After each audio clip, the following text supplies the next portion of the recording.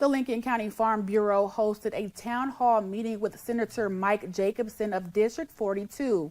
The town hall meeting was held at the McKinley Education Center.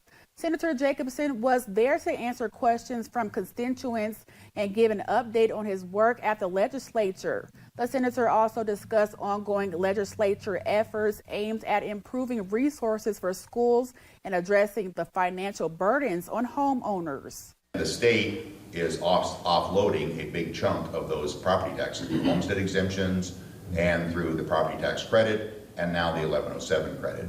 And so we're continuing to do more, but if we do more to lower that without having caps on how much it can grow, we're filling the bucket with a hole in the bottom. Jacobson also talked about funding for rural infrastructure and support for sustainable farming practices.